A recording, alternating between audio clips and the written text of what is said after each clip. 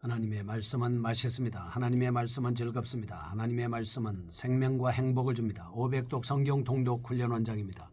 여수 살리는 교회 임기환 목사가 하나님의 말씀을 봉독하고 전하는 시간입니다.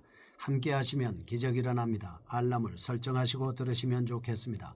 본 방송은 유튜브에서 성경 통독 임기환 검색하시고 구독하시면 계속되는 하나님의 말씀 업데이트를 통해서 은혜 받으실 수 있습니다. 오늘은 시편 137편을 봉독합니다. 그리고 말씀을 전하겠습니다. 시편 137편.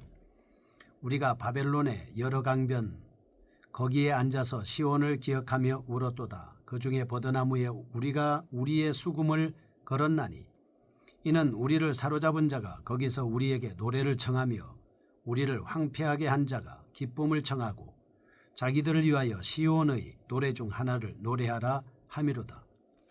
우리가 이방 땅에서 어찌 여호와의 노래를 부를까? 예루살렘아, 내가 너를 잊을진대 내 오른손이 그의 제주를 잊을지로다. 내가 예루살렘을 기억하지 아니하거나 내가 가장 즐거워하는 것보다 더 즐거워하지 아니할진대 내 혀가 내 입천장에 붙을지로다. 여호와여, 예루살렘이 멸망하던 날을 기억하시고 에돔 자손을 치소서. 그들의 말이 헐어버리라 헐어버리라 그 기초까지 헐어버리라 하였나이다. 멸망할 딸 바벨론아, 내가 우리에게 행한 대로 내게 갚는 자가 복이 있으리로다. 네 어린 것들을 바위에 메어치는 자는 복이 있으리로다. 아멘. 시편 137편입니다. 이스라엘의 슬픈 기도를 볼 수 있겠습니다. 포로 생활의 슬픔과 함께 이스라엘 대적 바벨론에 대한 심판을 기원하는 노래입니다. 1절에서 3절 본시의 시인은 이스라엘을 포로로 끌고 간 자들이 자신들을 조롱하기 위해 시온의 노래 중 하나를 청했다고 한탄하면서 바벨론의 강가에 앉아 시온을 기억하며 울고 있는 백성들의 모습을 애절하게 표현하고 있습니다.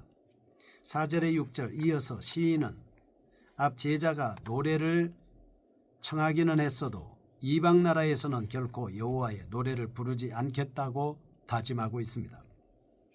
7절 더 나아가서 예루살렘이 멸망하던 날에 자신들을 저주했던 에돔에게 여호와의 심판이 임하기를 간절히 기도하고 있습니다.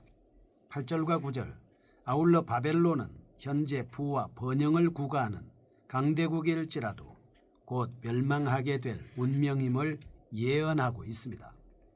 이처럼 전체적으로 우울한 분위기를 자아내는 본 시편은 구체적인 저작 배경에 대하여 정확히 알 수 없습니다.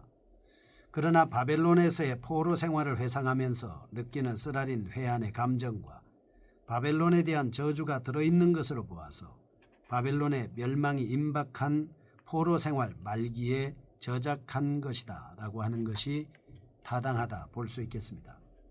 특히 본시는 시작 부분의 비통한 장면과 마지막 부분의 극렬한 저주와 같은 강한 어조로 인하여 읽는 사람들의 마음을 사로잡고 있습니다. 동시에 이스라엘의 불의에 대한 결과로 발생한 하나님의 심판을 생생하게 보여줌으로써 오늘날의 성도들에게도 깊은 경각심을 일깨워주고 있다라고 하는 것입니다. 한편 본시는 장르에 있어서 일반적으로 저주시라고 일컬어져 있지만 어떤 학자들은 포로 생활의 불행한 상태를 직접적이면서도 생생하게 묘사한 비탄시라고 주장하기도 합니다. 그러나 본시는 에돔과 바벨론의 멸망에 대한 구체적인 설명을 생각해 볼 때 저주시로 보는 것이 더욱더 타당하다라고 하겠습니다. 본시의 구조를 살펴보면 동심원적인 패턴을 보여주고 있습니다.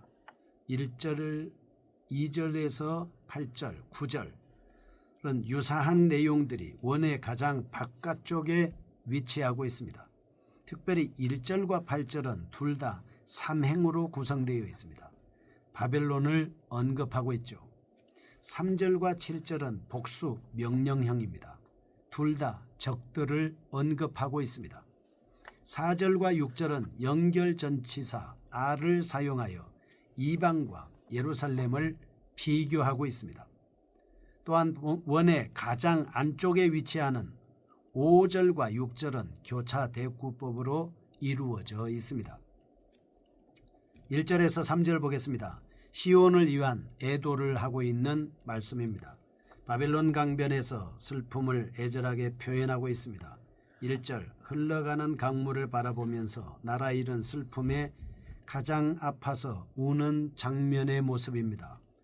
2절과 3절 비통하게 울고 있는 이유를 설명하고 있습니다. 본달락에서 바벨론은 하나의 성읍을 말하는 것이 아닙니다. 제국 전체를 일컫는 말입니다. 유대인들은 이 제국의 유브라데 강이라든지 혹은 티그리스 강의 여러 지류와 운하에 모여 나라를 빼앗긴 서름과 고통을 생각하면서 울었다라고 하는 것입니다. 여기서 강가에 모여 있었다라고 하는 것은 유대인들이 정복자의 성읍이나 도시에서 살 수 없어 강가로 쫓겨가 거기서 살게 된 것인지 아니면 당시 유대인의 풍습으로 보아 기도하기 전에 손을 씻기 위해 강가에 모인 것인지는 분명히 알 수는 없습니다. 그러나 본달락의 전후 문맥이나 당시의 상황으로 볼 때 유대인들이 포로 생활 중에 감시를 벗어나 한적한 강변으로 와서 과거 하나님의 은혜와 복 속에서 누리던 즐거움을 회상하면서 기도와 찬양을 하기 위해 모였다. 이렇게 볼 수 있겠습니다. 하나님께 예배드리던 과거의 기억들이 이제는 조각조각 슬픔으로 변하여 시인에게 고통을 안겨주고 있는 것입니다. 유대인들의 슬픔은 단순히 고향에 대한 향수가 아니었습니다. 하나님께 대한 경배를 상실한 신앙적 아픔이었습니다. 나무가 줄지어 서 있는 강변에 애도의 자세로 앉아 있을 때 그들은 시온에 대한 기억으로 인하여 슬픔을 억누를 길이 없었습니다. 이들의 기억은 구체적으로 축제와 하나님께 드리던 예배의식 그리고 하나님의 지상거처인 예루살렘과 성전이 파괴된 사실에 관한 것들이었습니다. 2절 지난날 하나님을 기쁘게 찬양하는 데 쓰이던 수금은 조용히 나뭇가지에 걸려 있었습니다. 또한 그들의 적들은 조롱하듯이 그들에게 옛 시온의 노래를 불러보라고 명령했습니다. 그러나 당신은 그런 노래를 부를 시기도 아니었고 또한 그곳은 그렇게 할 만한 장소도 아니었습니다. 시인은 하나님께만 드려야 할 찬양을 바벨론의 압제자들에게 할 수 없음을 단호하게 천명하고 있는 것입니다. 4절에서 6절 예루살렘을 향한 기억입니다. 우상을 섬기며 불의를 행한 결과 비참한 포로 생활 상태로 전락한 이스라엘을 위하여 애도하던 시인은 이제 예루살렘에 대한 불변의 사랑을 고백하고 있습니다. 시인은 예루살렘을 잊어버리고 바벨론의 압제자들을 기쁘게 하기 위해서 악기를 연주하느니 차라리 모든 재주를 빼앗기는 편을 선택하겠다고 말씀하고 있습니다. 이러한 서원은 예루살렘에 대한 전적 헌신의 표현임과 동시에 하나님께 대한 충성의 표현입니다. 시인은 어떤 경우에 처할지라도 하나님을 경배하고 제사드리던 기억을 잊지 않겠다고 하나님께 약속하고 있습니다. 바벨론을 이방인으로 표현함으로써 이 바벨론이 자신들의 영원한 안식처가 아닌 잠시 들른 장소에 불과하며 언젠가는 다시 고향적 복의 땅인 예루살렘으로 돌아갈 것이라는 소망을 암시해주고 있는 것입니다. 사실 이스라엘 백성들은 오랜 시간이 지났을지라도 하나님의 도성과 시온의 노래를 잊지 않으려고 애를 썼습니다. 이처럼 성도는 하나님을 찬양할 수밖에 없는 급박한 상황에 처하게 될 때에도 하나님을 사모하면서 하나님을 찬미해야 합니다. 슬픈 일이 있을 때 우리는 그것을 찬송으로 바꿔야 합니다. 눈물을 흘리게 될 때 우리는 그 눈물을 찬양의 눈물로 바꿔야 합니다. 우리가 괴로워서 힘들 때 그 괴로움과 힘듦이 찬양의 괴로움과 힘듦으로 바꾸어야 합니다. 하나님을 찬양한다는 것, 그것은 믿음이 살아있다는 증거입니다. 하나님께 영광을 돌린다는 것, 그것은 하나님과 정상적인 관계를 맺고 있다는 뜻입니다. 우리의 입으로, 우리의 마음으로, 우리의 영으로 하나님을 찬양할 수 있다는 것은 하나님이 나와 함께 하신다는 반증입니다. 우리의 입술과 우리의 몸으로 소망을 가지고 영원한 천국에 이룰 수 있다는 이 믿음을 가지고 우리는 하나님을 찬양하는 삶을 살아야 하지 않겠습니까? 7절에서 9절입니다. 에돔과 바벨론에 대한 저주에 대한 말씀입니다. 앞에서 포로 생활의 비통함과 예루살렘에 대한 사랑을 극적으로 표현한 시인은 마지막으로 이스라엘의 대적인 에돔과 바벨론에 대한 극렬한 저주를 선포하고 있습니다. 에돔 족속은 에서의 후손입니다. 야곱의 후손인 이스라엘 백성들과는 형제였습니다. 그러나 이스라엘에 대해 증오와 시기심을 갖고 있었습니다. 오바다 1장 10절에서 16절 말씀을 보면 이들은 이스라엘이 바벨론의 침공을 받던 날 기뻐하고 즐거워하며 조롱했습니다. 뿐만 아니라 BC 586년경 남쪽 유다 왕국이 바벨론의 느부갓네살의 침공을 받았습니다. 그래서 멸망했습니다. 이때 바벨론과 동맹을 맺었습니다. 함께 유다를 공격하기도 했습니다. 시인은 이처럼 이스라엘을 괴롭혔던 에돔의 악행에 대해 하나님이 징벌하시기를 간절히 간구하고 있습니다. 전에 여러 선지자들도 에돔에 관한 하나님의 심판을 선고한 적이 있었습니다.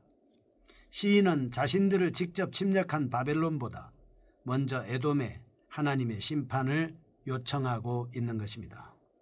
왜냐하면 에돔은 에서의 후손이고 형제의 지간 아니겠습니까? 그런데 형제가 고난당하고 핍박을 당하고 어려운 일을 당했다고 기뻐하고 즐거워하는 것은 하나님의 심판을 받아 마땅할 수밖에 없는 것입니다. 우리는 형제가 어려운 일을 당한다면 축복해야 합니다. 그리고 기도해야 합니다. 그리고 사랑해야 됩니다. 형제는 이웃을 위해서, 또 형제는 고난을 위해서, 형제는 서로 사랑하기 위해서 하나님이 주신 관계이기 때문입니다. 또한 바벨론은 성전을 파괴하고 이스라엘을 핍박한 대적들로서 신약시대에 와서도 음녀 혹은 영적 음란의 대표적인 예로 쓰이고 있습니다. 시인은 이러한 끔찍한 상황이 앞으로도 원수 바벨론에게 임할 것임을 암시하고 있습니다. 유다만 어려운 일을 당하는 것이 아니라 바벨론 당신들도 앞으로 유다를 괴롭혔던 것처럼 당신들도 괴로움을 당할 것이다 라고 분명하게 말씀을 하고 있는 것입니다. 그러나 시인이 이렇게 엄청난 저주를 에돔과 바벨론에 대해 선언한 사실은 그의 사적인 복수심의 반론은 아니었습니다. 범죄에 대한 공의로운 판결과 하나님 나라의 영광을 향한 거룩한 열정에 기인한 것이었다라고 하는 것을 볼 수가 있겠습니다. 이상의 내용을 통해서 우리는 다음과 같은 교훈을 받을 수 있습니다. 첫째, 하나님의 말씀대로 살지 아니할 때에도 우리는 이스라엘 백성들처럼 환난을 당할 수 있다. 둘째, 그러나 환난을 당할 때에도 절망하지 말고 이 세상이 영원한 안식처가 아니라 잠깐 지나가는 경유지라는 점을 생각하며 끝까지 하나님 나라에 소망을 두어야 한다. 맞습니다. 여기는 잠깐 경유지죠. 우리는 나그네로 이 세상의 삶을 지금 살아가고 있기 때문입니다. 셋째, 성도들에게 계속 악행을 가하는 악인들은 심판의 날에 반드시 화를 당할 것이다 라고 하는 사실을 우리는 알아야 합니다. 137편 7절에서 9절 읽겠습니다. 여호와여, 예루살렘이 멸망하던 날을 기억하시고 에돔 자손을 치소서. 그들의 말이 헐어버리라 헐어버리라 그 기초까지 헐어버리라 하였나이다. 멸망당할 딸 바벨론아, 내가 우리에게 행한 대로 내게 갚는 자가 복이 있으리로다. 네 어린 것들을 바위에 메어치는 자는 복이 있으리로다. 아멘. 우리가 하나님의 말씀을 붙잡고 찬양하며 살게 하여 주옵소서. 예수님의 이름으로 기도합니다. 아멘. 여수 살리는 교회 임기환 목사였습니다. 지금 극동방송을 듣게 하세요. 기적이 일어납니다. 우리는 지금 생명을 전하고 있습니다.